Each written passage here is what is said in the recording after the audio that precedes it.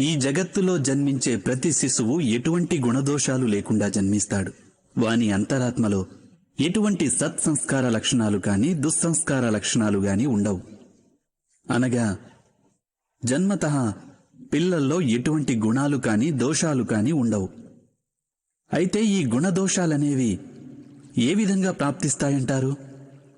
ఇది మనం ఎప్పుడైనా ఆలోచించామా? తమ తల్లిదండ్రుల నోట నిరంతరం వినే మాటల యొక్క ప్రభావమే వారి సంతానం యొక్క హృదయ సంస్కారాన్ని తీర్చిదిద్దుతుంది. ఎలాగంటే గ్రామంలోని నదికి వెళ్లే మార్గంలో జనం పదే పదే నడవటం వల్ల ఒక కాలిబాట ఏర్పడుతుంది.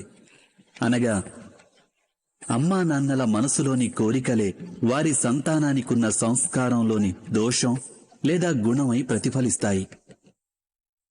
ఇది సత్యం కాదంటారా?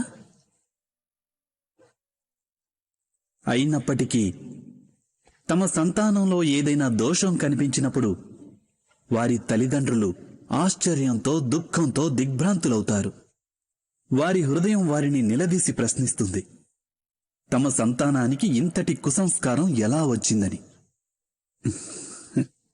సత్యమేమిటంటే పిల్లల్లో తల్లిదండ్రులు అనాలోచితంగానే అయినా కుసంస్కార బీజాలని నాటుతుంటారు.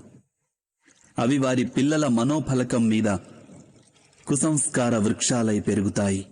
అనగా తమ సంతానం సంస్కారవంతులుగాను ధర్మబద్ధంగాను ఉండాలని ఆశించే ప్రతి తల్లి తండ్రి ముందుగా తమ మనసులోని కోరికలను నియంత్రించుకోవడం అనివార్యం కాదంటారా?